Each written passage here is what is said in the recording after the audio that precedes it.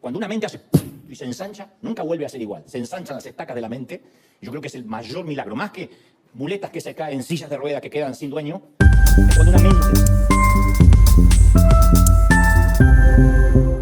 Hay historias que traen bendición, y esta en particular es un magnífico ejemplo que sigue la línea del relato. En cierta ocasión, un querido pastor contó que otro pastor de la ciudad le pidió a Rick Warren que visitara su congregación para hacer una crítica constructiva. Le expresó que su aporte sería de gran ayuda y le agradecería si le indicaba qué aspectos podrían mejorar para ser más efectivos en su labor evangelizadora. Rick accedió con gusto, pero antes de aceptar, preguntó si realmente estaba seguro de querer una devolución honesta sobre todo lo que, a su criterio, debía cambiarse o mejorarse. El anfitrión le aseguró que sí, que quería conocer todos los detalles, ya que admiraba el gran campus que Rick había construido en Lake Forest y consideraba que todos podían aprender de él. Así, Rick llegó a la iglesia el día acordado y comenzó a tomar notas sobre cada aspecto que, según su visión, necesitaba ajustes o mejoras. Mientras lo hacía, valoraba la humildad y el deseo de aprender de aquel pastor. No muchas personas estarían dispuestas a recibir una crítica de alguien con más experiencia, y Rick pensó que se necesitaban más líderes con esa actitud. A mediados de la semana siguiente, tal como habían convenido, Rick envió a su colega una lista detallada de observaciones y sugerencias.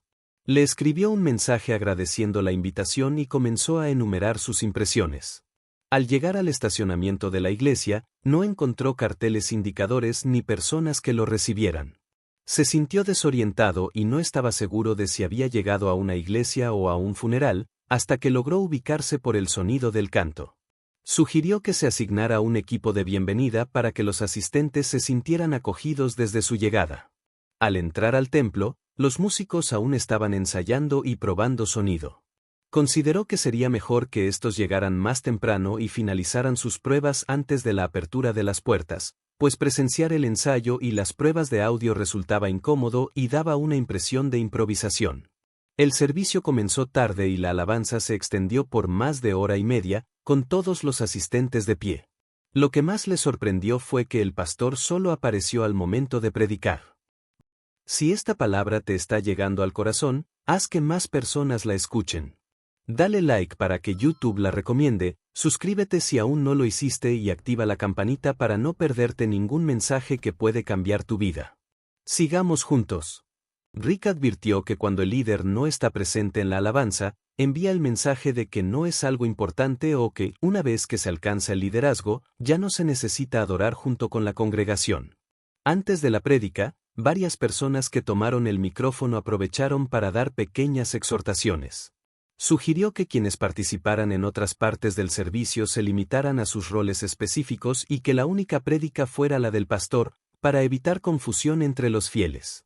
Durante la petición de ofrendas, en lugar de hablar sobre visión y propósito, se hizo referencia a los gastos de la iglesia, la luz, el gas, etc.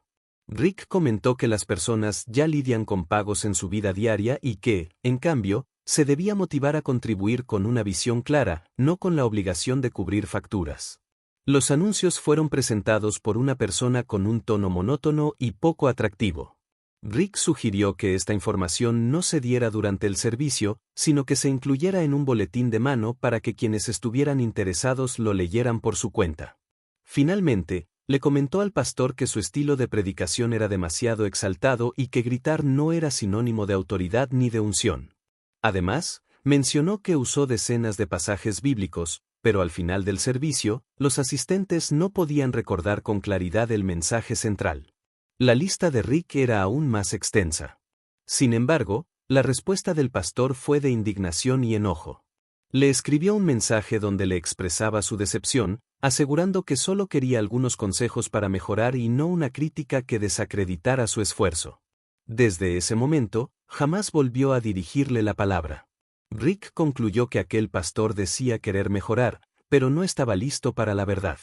Ofendido. Le dice, estimado Rick, te invité para que nos dijera si podía haber algo que debíamos mejorar. Quería un consejo con amor. Tú solo intentaste desacreditar desde que llegaste lo que tanto esfuerzo nos costó. ¡Qué decepción, Rick! Solo esperaba unos consejos superficiales, alguna impartición mágica que no implicara cambios reales ni esfuerzo.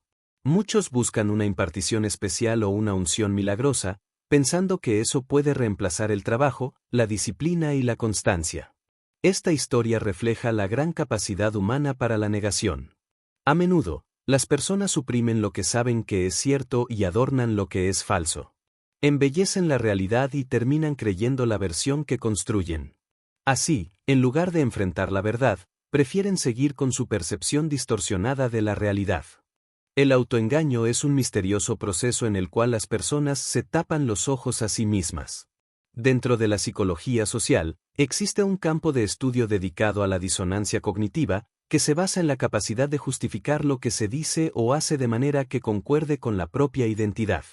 Lo que se oculta en el interior, la sombra, según la psicología, es intrínseca a la historia y la personalidad de cada individuo. Esa región oscura de la cartografía personal es tan importante como la faceta soleada que está a la vista. No se trata de algo demoníaco, sino de aquello que no se muestra, que se intenta esconder o maquillar. Esa sombra está relacionada con la historia personal, los traumas no resueltos, los recuerdos, el sistema de creencias y el entorno en el que se creció. Sin embargo, la existencia de esa parte oscura no es el problema, pues todos la tienen. El problema surge cuando se intenta eludirla, negarla o rechazarla. Esto es lo que se conoce como ceguera intencional. Como dice el refrán, no hay peor ciego que el que no quiere ver. El cerebro humano cuenta con cerca de 1 millón de receptores sensoriales que procesan la información que llega a la mente. A veces, estos receptores pueden estar distorsionados no por una anomalía, sino debido a experiencias negativas acumuladas a lo largo de la vida. Solemos ser tan torpes que compramos lo que vendemos. Ya lo dijo el gran filósofo Pablo Escobar, nunca compres lo que vendas. Alguno entendió la metáfora, no importa. Pero es increíble por estas cosas que después La dicen mente hereje, es ¿no? una máquina de procesamiento poderosa. No se ve con los ojos, sino con el cerebro.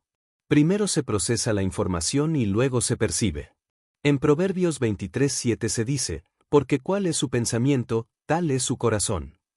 Es decir, la personalidad de una persona es el reflejo de sus pensamientos. La mente puede hacer que alguien se perciba como alguien grandioso cuando, en realidad, no lo es, o puede hacer que se minimice y se vea menos de lo que realmente es.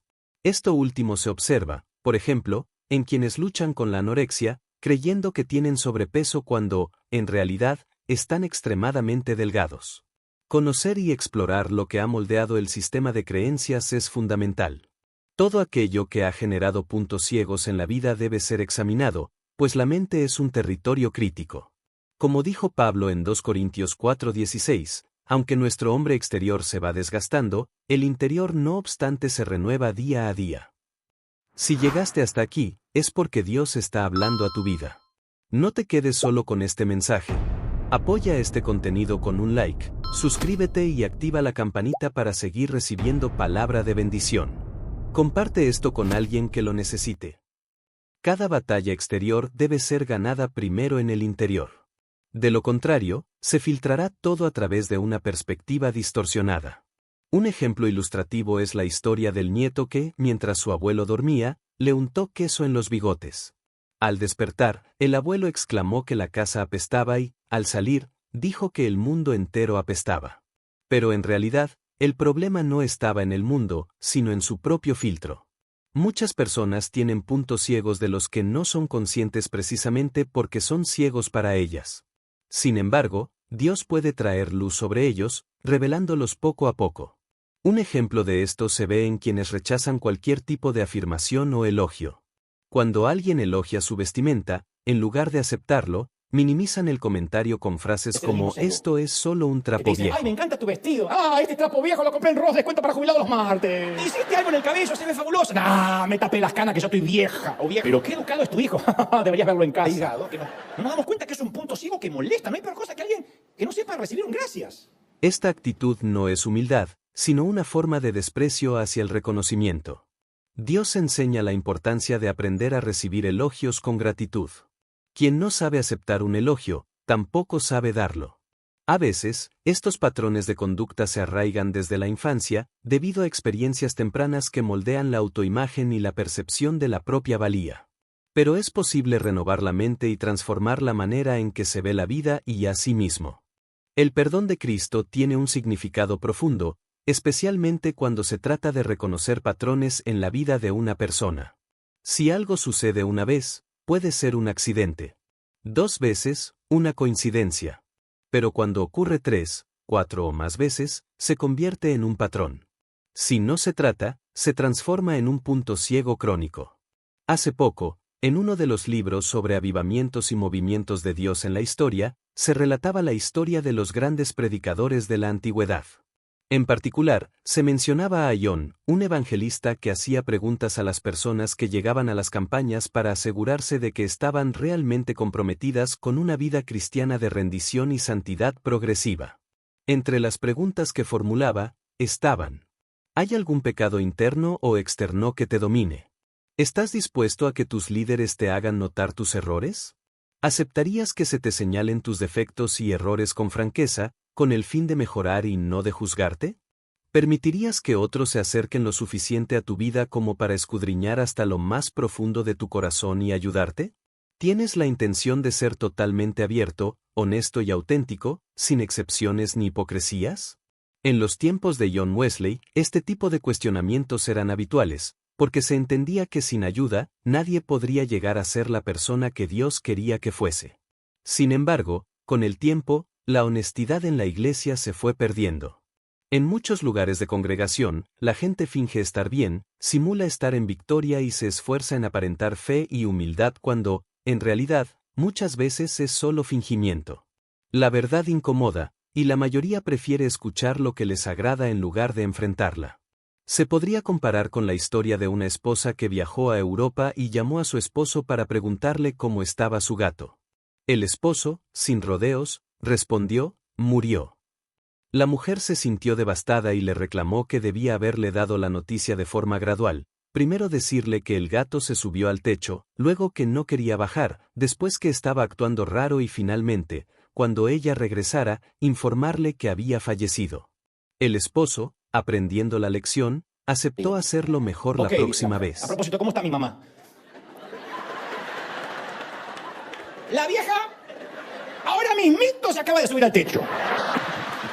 Esta anécdota ilustra cómo muchas personas no quieren recibir la verdad de manera directa. En la película Cuestión de Honor, Jack Nicholson interpreta a un coronel que, en una escena clave, es confrontado por el personaje de Tom Cruise, quien exige la verdad. La respuesta de Nicholson es tajante: tú no puedes manejar la verdad. Por otro lado, Jesús afirmó: conoceréis la verdad, y la verdad os hará libres. Juan 8:32. Esto plantea una elección: creer en Nicholson o en Jesús. Si se cree en Jesús, es necesario ver lo que no se quiere ver y buscar el perdón de Dios con plena conciencia. Pedir perdón implica reconocer el error, no simplemente decirlo por compromiso. Hay una diferencia entre amnistía, indulto y perdón. La amnistía borra el delito, como si nunca hubiera ocurrido, mientras que el indulto perdona la condena, pero no el pecado en sí. Dios no ofrece amnistía ni indulto. Su gracia solo se obtiene a través de la confesión genuina, el arrepentimiento sincero y la búsqueda del perdón. La amnistía niega el pecado, mientras que el verdadero perdón requiere verlo con claridad y arrepentirse. Solo así se puede recibir la gracia de Dios y ser verdaderamente libres. No quites de Él tu Santo Espíritu. Pero tiene que haber una revelación. A veces, las personas quieren la gracia sin tener que atravesar por la verdad de la confesión, sin tener que enfrentar el punto ciego. Entonces, no hay gracia. No buscan que Dios los perdone, solo quieren que Dios olvide todo, que Él no vea, que ellos mismos no se vean, y que nadie en la iglesia lo note. Pero eso no es perdón, es amnistía, amnesia. La Biblia dice que Dios es grande en misericordia, no que es un anciano con Alzheimer. Adán y Eva comieron del fruto, oyeron la voz de Dios en el huerto y se escondieron detrás de las hojas. Y el Señor preguntó: ¿dónde estás, Adán? La pregunta no fue geográfica, sino espiritual. Dios sabía perfectamente dónde estaba, pero quería que él mismo reconociera su estado. ¿En qué lugar espiritual se encontraba? Estaba desnudo, consciente de su desnudez. Los secretos siempre levantan un muro, la confesión, en cambio, construye un puente. La vulnerabilidad edifica un puente, mientras que la hipocresía aleja. La revelación de quiénes son realmente las personas produce la confesión del punto ciego, para que puedan tomar una decisión, como si un médico les recetara un tratamiento, decidir cambiar. ¿A quién le puedo preguntar que esté viendo un ángulo de mí que yo no puedo ver, pero que no me va a juzgar? Tenemos a alguien que nos diga, no, de verdad esta ropa te queda mal. Te marca todo, más que un vestido, es una ecografía. Ahora, Creo que hay una gente que se viste pregunta de esa manera. directa. ¿Guardan algún secreto que no quieren que Dios sepa? Alguien podría decir, ¿cómo no lo va a saber? Pero si no lo mencionan, si no lo confiesan, es como si quisieran esconderlo.